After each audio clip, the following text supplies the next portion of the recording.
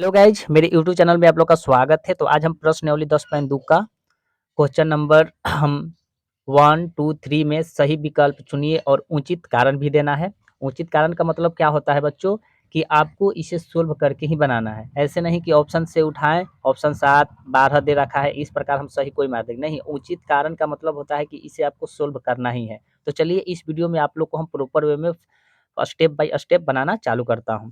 देखिए question number 1 क्या कह रहा है कि एक बिंदु Q से यानी एक बिंदु Q से एक वृत्त पर स्पर्श रेखा की लंबाई 24 सेंटीमीटर तथा Q की केंद्र से दूरी 25 सेंटीमीटर है। वृत्त की त्रिज्या हमें पता करना है कि वृत्त की त्रिज्या इसमें से कौन सा होगा। तो चलिए पहले हम एक वृत्त पार लेते हैं, किताब को कर लेते हैं साइड और एनसीईआरटी की किताब अपने पास जरूर रखें बच्चों। देखिए मैंने ऑलरेडी एक वृत्त पारा हूँ और कहीं पे एक बाह्य बिंदु ले लेते हैं। यहाँ पर एक हम बाह्य बिंदु ले लेते हैं।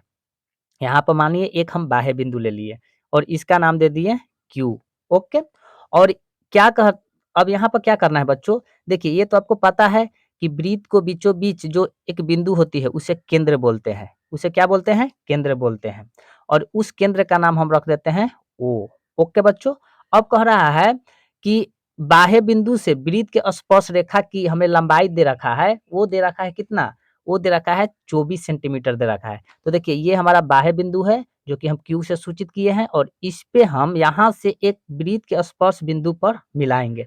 देखिए अगर हम यहाँ से स्पर्श बिंदु पर मिलाएंगे, यहाँ पर ये बाह्य बिंदु है, यहाँ से स्पर्श बिंदु पर यानी वृत्त के स्पर्श बिंदु पर हम मिलाएंगे। तो देखिए यहाँ पर अगर हम मिलाते हैं तो अब यहाँ पे इसको हम मिला रहे हैं। देखिए यहाँ से इसको मिलाएं और इसकी दूरी हमें दे रखा है कितना? इसकी दूरी हमें दे रखा है 24 सेंटीमीटर दे रखा है। ये हमारा स्पर्श बिंदु हुआ। क्या हुआ? स्पर्श रेखा बोलो यानी स्पर्श रेखा हुआ। ओके, ये हमारा स्पर्श बिंदु हुआ। ओके। और Q से कह रहा है किताब में कि Q से वृत्त के केंद्र पर यानी वृत्त के केंद्र यहाँ है, तो अगर यहाँ से इसको मिलाते हैं यानी बाह्य बिंदु से अगर वृत्त के केंद्र पर मिलाते हैं तो इसकी दूरी हमें दे रखा है यानी 25 सेंटीमीटर दे रखा है। यानी इसकी दूरी यहाँ से अगर यहाँ से मिलाते हैं यानी वृत्त के केंद्र से हम क्या बाह्य बिंदु पर इसको स्पर्श करते हैं यानी मिलाते हैं, यानी इसको हम यहाँ से यहाँ मिलाएं तो इसकी जो हमें दूरी दे रखा है वो दे रखा है 25 सेंटीमीटर दे रखा है। ओके। और क्या करेंगे, अब केंद्र से वृत्त के स्पर्श बिंदु की हमें दूरियां पता करना है। तो देखिए इसे हम ये हमारा केंद्र हुआ और केंद्र से स्पर्श बिंदु की हमें दूरी नहीं पता है तो मान के चलिए ये हमारा यहाँ से यहाँ इसकी दूरी हुआ। ये हमारा क्या हुआ? दूरी हुआ। और दूरी ये हमारा दूरी है तो दूरी को नहीं पता है तो दूरी को हम r मान लेते हैं। क्या मान लेंगे? r मान लेंगे। अब यहाँ तक ले तो हमें कंप्लीट हो गया, यहाँ तक कोई दिक्कत नहीं हुआ। एक वृत्त पारे और वृत्त पे एक बाह्य बिंदु लिए और बाह्य बिंदु से और वृत्त के स्पर्श बिंदु की दूरिया जो दे रखा है वो है हमारा 24 सेंटीमीटर और बाह्य बिंदु से यहाँ पर बाह्य बिंदु से वृत्त के केंद्र की हमें दूरी दे रखा है 25 सेंटीमीटर। हमें O से P यानी यहाँ पर अगर इस स्पर्श बिंदु के नाम रख देते हैं P, इस स्पर्श बिंदु का क्या नाम रख देते हैं? P। और O से P की हमें दूरी नहीं पता है तो P की दूरी हमने मान लिया 8 सेंटीमीटर। ओके, यानी ये हमारा त्रिज्या हो गया। यहाँ तक कोई प्रॉब्लम नहीं होना चाहिए। अब चलते हैं बच्चों क्वेश्चन को किस प्रकार सोल्व किया जाता है, तो देखिए ध्यान से। अब हम चलते हैं, चूंकि परिमेय 10.1 के अनुसार,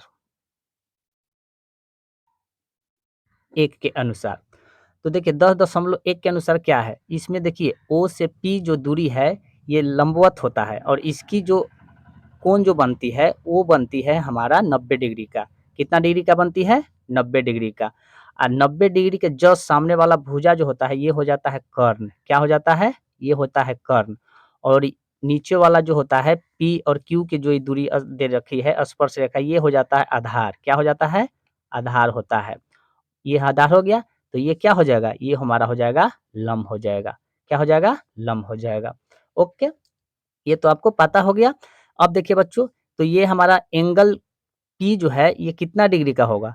तो ये एंगल P जो है हमारा ये 90 डिग्री का होगा। यानी 90 डिग्री का है तो ये त्रिभुज बना कौन? समकोण त्रिभुज बना। जब एंगल 90 डिग्री का हो तो कौन सा त्रिभुज बनता है? समकोण त्रिभुज बनता है। तो यहाँ पर बच्चों लिखेंगे अतः, यहाँ पर लिख लेंगे अतः त्रिभुज पी क्यू ओ एक क्या है? समकोण त्रिभुज है। समकोण त्रिभुज है। और जब समकोण त्रिभुज रहेगा तो किसके अनुसार चलेंगे? पाइथागोरस प्रमेय के अनुसार चलेंगे, क्योंकि जब भी समकोण त्रिभुज रहता है तो हमें पाइथागोरस प्रमेय के अनुसार ही चला जाता है। अतः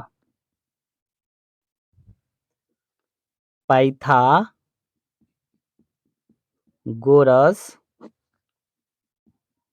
प्रमेय अनुसार, पाइथागोरस प्रमेय अनुसार क्या कहता है? पाइथागोरस प्रमेय अनुसार जब चलेंगे तो पाइथागोरस प्रमेय कहता है कि कर्ण का स्क्वायर बराबर आधार का स्क्वायर प्लस लंब का स्क्वायर। ये पाइथागोरस प्रमेय कहता है कि कर्ण का स्क्वायर बराबर आधार का स्क्वायर प्लस लंब का स्क्वायर।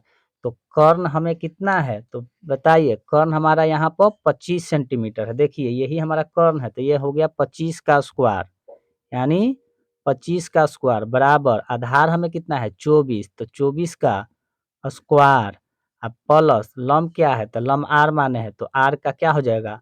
स्क्वायर हो जाएगा। ओके, तो 25 का स्क्वायर क्या होता है? तो 25 का स्क्वायर 625 होता है। अब बराबर 24 का स्क्वायर क्या होता है? तो 24 का स्क्वायर जो होता है 576 होता है, अब प्लस आर का स्क्वायर। ओके, आर को हम इस प्रकार लिखेंगे, आर स्क्वायर बराबर क्या होगा? 625 ये 576 है, तो इसको प्रक्षांतर करेंगे तो माइनस में होगा, यानी प्लस है तो माइनस में हो जाएगा, 576 हो जाएगा। ओके, तो आर स्क्वायर बराबर क्या होगा? 625 में से 576 के घटाएंगे तो क्या आ जाएगा? यानी 49 आएगा। कितना आएगा? 49 आएगा। तो ये आर स्क्वायर बराबर 49, तो हमें आर बराबर निकालना है, आर स्क्वायर बराबर नहीं निकालना है। तो आर बराबर क्या हो जाएगा? जब स्क्वायर है तो स्क्वायर को हटाएंगे तो रूट में आ जाएगा। 49 क्या में आ जाएगा? रूट में। रूट 49 हो गया। अब बताइए आर स्क्वायर 49 का वर्गमूल क्या होता है? तो देखिए 49 का वर्गमूल क्या होता है, यानी 7 7 7 1, यानी ये 2 गो जोड़ा लगा तो उसमें से एक गो बाहर निकलता है, तो आर बराबर यानी हमें 7 सेंटीमीटर हो जाएगा। यानी हमें त्रिज्या जो हो जाएगा बच्चों कितना सेंटीमीटर हो जाएगा? यानी हमें लंब जो हो जाएगा 7 सेंटीमीटर मीटर हो जाएगा। तो आई होप कि ये वीडियो आपको अच्छा लगा हो और अच्छे ढंग से समझ भी गए होंगे। तो ऑप्शन हमारा ए जो हो जाएगा सही हो जाएगा, 7 सेंटीमीटर हमारा सही हो जाएगा। कोई दिक्कत, कोई परेशानी यहाँ तक ले तो नहीं हुआ होगा, और इसे हम प्रॉपर वे में आप लोग को बता दिए। तो कोई बच्चों दिक्कत नहीं होना चाहिए, क्योंकि ये हम बहुत ही स्टेप बाय स्टेप आप लोग को बताते चल रहे हैं। तो बच्चों आज की क्लास हम यहीं पे समाप्त करते हैं। अगर वीडियो अच्छा लगा हो तो लाइक, सब्सक्राइब एंड शेयर ज़रूर करें, और अपने दोस्तों के साथ अधिक से अधिक शेयर करें। इस टाइप के वीडियो देखने के लिए हमें सब्सक्राइब कर लें। आपको ऐसे-ऐसे 10th क्लास का बहुत सारे मैथ है जो आपको इस वीडियो में और इस चैनल पर आपको मिल जाएगा। तो अगर एनसीईआरटी का पूरा सॉल्यूशन चाहते हैं तो मेरे चैनल को सब्सक्राइब कर लें। जय हिंद बच्चों।